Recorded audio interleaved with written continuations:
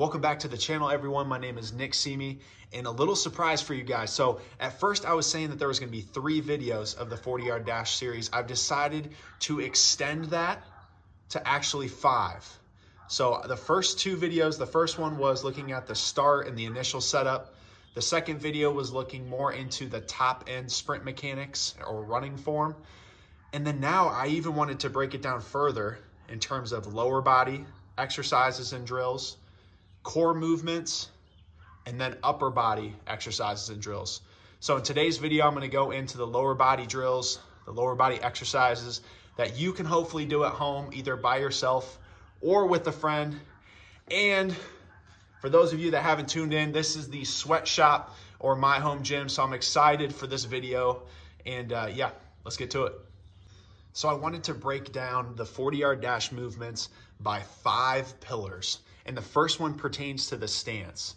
So in the first video, I talked about it more, so I'm not necessarily going to go into the exact technique. If you haven't already checked it out, go check out that video now and then come back to tune in more to the exercises. But I did want to make a very special point. When you are practicing your stance for the 40-yard dash, you want to be as consistent as possible, or you want to follow the same routine every single time, whether it's looking out into the field at a certain landmark, to how many steps you take back, to what hand you put down, timing up your breath. It might seem meticulous, but the more you ingrain it in your head of doing a movement consistently over and over the same way, that will in turn hopefully produce even better results down the road. Because when it matters the most and the spotlight is on you, you're able to perform because you've done it the same way so many times. So next, I'm going to take you guys into pillar 2, which is ankle mobility.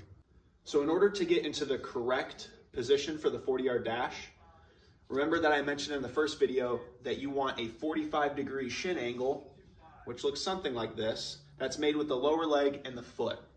So in order to even get into the correct position, especially with that front leg, you need to have the correct ankle mobility to even get into the position. So here's a quick screening tool, either for you or a coach, to see if you might be lacking ankle dorsiflexion. So ankle dorsiflexion is bringing the toes to the shin. Ankle plantar flexion is like doing a calf raise. So in this case, we're looking at ankle dorsiflexion. So here, this is a 5-inch test or 5-finger test. You make a fist with your thumb out.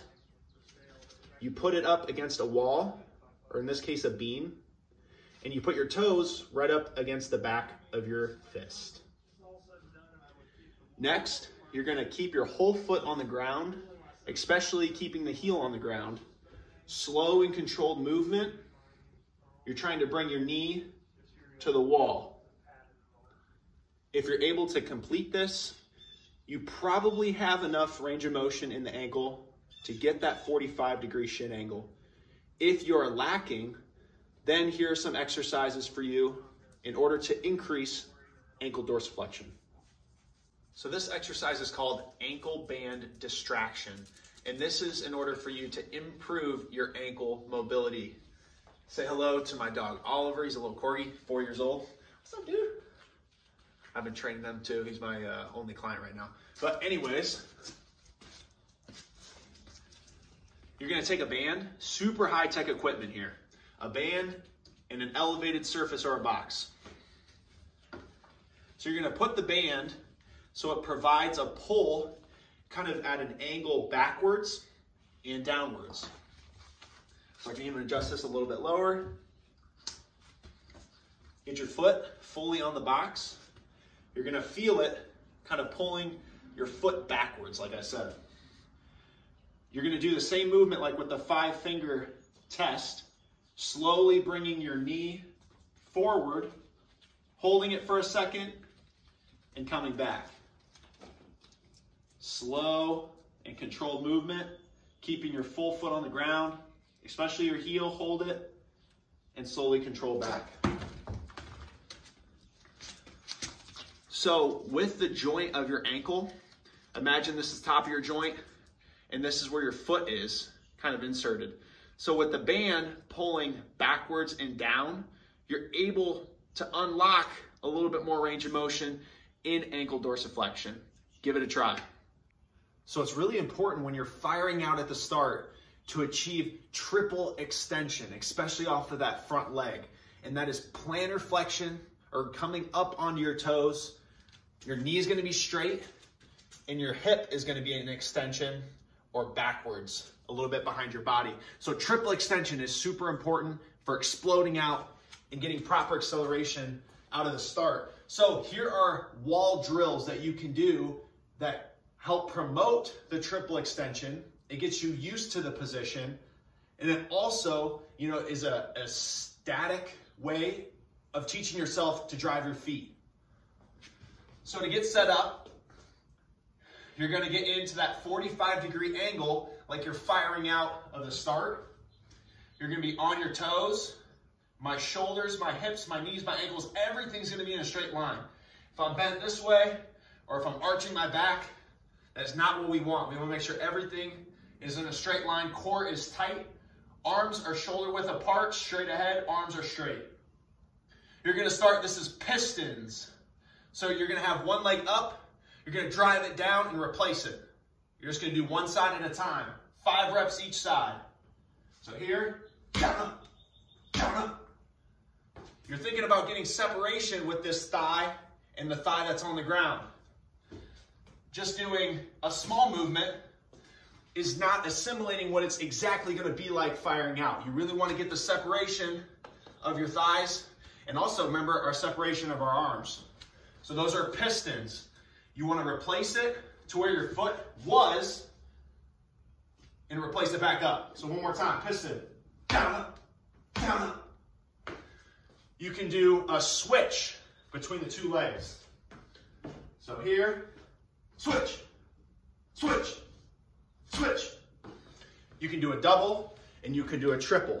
So those are the wall drills to promote triple extension out of the start. Give those a try. So you guys are probably wondering, Nick, where are the weights? What about the squat, the clean? Yes, all of those have a place in terms of bettering your 40, but I want to be a little bit more specific and give you guys some accessory movements. So, for all you meatheads, here is an exercise with weights. So this one is the sprinter lunge. So it's not, your traditional lunge. It's going to be aimed at looking at the setup or the start of the 40. So you're trying to get into that identical position, but you're still performing the lunge. I'll explain here. So a normal lunge, you're dropping back and you're keeping your chest upright. With the sprinter lunge, you're gonna act like you're loading the front leg, getting that 60-40 split with your front and your back leg. So here, loading 45 degrees with your trunk and upper body. Here, getting that nice shin angle too. And at once, everything's tight, core's tight right here. Explode. Replace. Drop back. Slowly get into that position, really feel it. You're really trying to feel that dorsiflexion in the ankle and really loading the glute with the leg that is up. So here, explode. That's the sprinter lunge, and I showed it with a knee drive. You don't necessarily have to use weight, or you don't really have to do the knee drive to start. Next, to do something a little bit more dynamic and get you guys moving forward through the movement, you can use a med ball or here a basketball.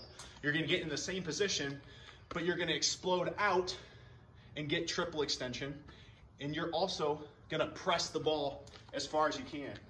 So if you have a partner, you can have the partner stand out. Make sure they don't stand 2 feet out in front of you, otherwise you're gonna beam them in the face. Make sure they stand back a little bit. You're gonna get in that same position. So here, get down, and when you explode, you're gonna explode out at that 45 degrees and just press the ball straight forward. So don't just focus on throwing the ball overhead or to the side and just focus on distance of the ball. Really focus on just pressing it straight out, getting that 45 degrees out the start, and then you can get reset and try the other leg. So here's how it looks. Here, explode. So obviously I don't have a partner, so I have to go run and get it and bring it back. But that is the sprinter lunge, and that's with an explosion using a med ball. So the final pillar in today's video, pillar 5, it's going to be working on cycling drills or cycling mechanics. And this is going to be more for the top end speed or the front side running mechanics to your 40-yard dash. So a quick little distinction, when you're coming out of your 40 or coming out of your stance, you do not want to be taking those first couple steps. You do not want to be cycling them forward, right? You want to be kind of replacing it like pistons in the wall drills. So the front side mechanics or these drills right now, the cycling drills, are going to be more for when your chest is slowly coming up at 15, 20 yards and on, then you're going to be cycling your running mechanics. So here, just a reminder, you're bringing your heel to your butt and then replacing it out. So when you're bringing it down to the ground, you got to replace it quick. So here, down to the ground, here.